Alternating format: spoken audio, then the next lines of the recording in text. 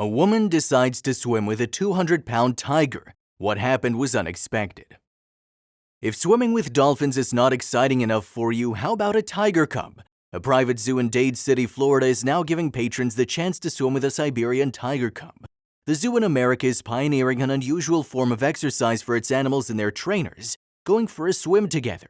Tigers at the Institute for Greatly Endangered and Rare Species and tigers in Myrtle Beach, South Carolina, are taught to swim with their trainers from an early age in a specially designed pool.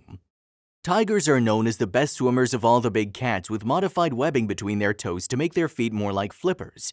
But the Institute of Greatly Endangered and Rare Species, or tigers near Miami, claims to have overcome the problem by encouraging both tigers and humans to swim together in a specially adapted pool. Traditionally, trainers have struggled to build an attachment with the largest of the big cats. Despite the apparent danger, the trainers are never at risk. They've found that in the water, people and tigers are on more equal footing.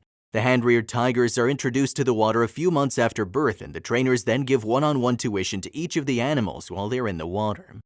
A zoo which has advertised a swim with a tiger for visitors has been slammed by animal rights groups for putting their animals in cruel situations. The Wild Things attraction in Dade County, Florida lets guests pay £127 to swim in a pool with tiger cubs. "I never thought I'd get to touch one, much less swim with one," said Bertha Cruz, who described her time with Tony as exciting.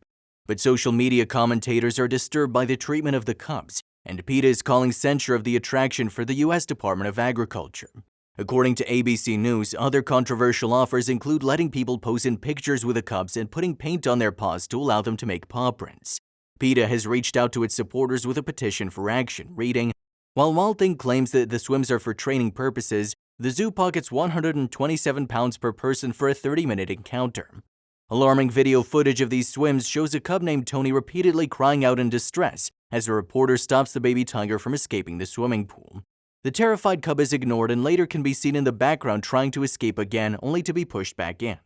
According to PETA, Wild Things was cited by the U.S. Department of Agriculture in September 2011 for violating a federal law that prohibits the handling of tiger cubs in a manner that causes unnecessary discomfort or distress.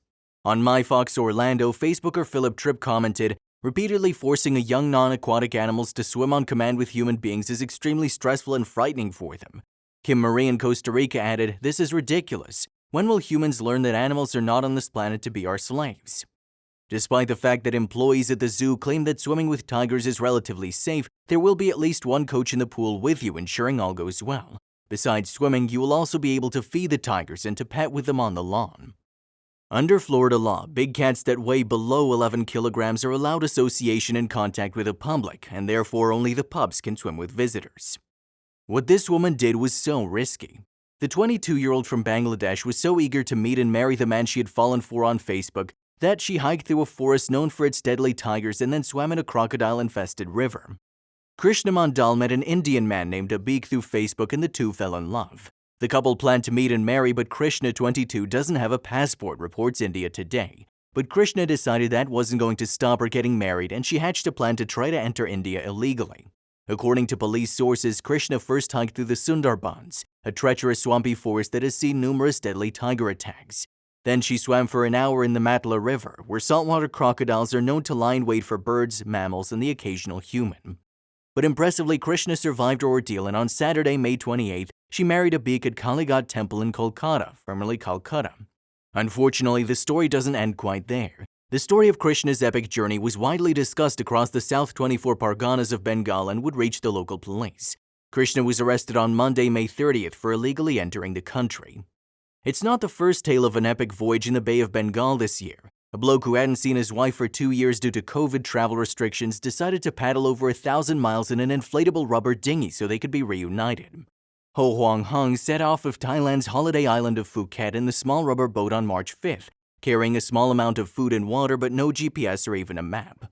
A fishing boat spotted the devoted husband on Wednesday near the Similan Islands, about 50 miles off the Thai coast, and reported the sighting to the authorities. Ho, 37, was picked up by the Thai Navy's Maritime Security Unit. He told them strong headwinds had made his progress across the Bay of Bengal slower than expected. To complete the journey entirely from Phuket to Mumbai at the pace he was going could have taken him 2 years.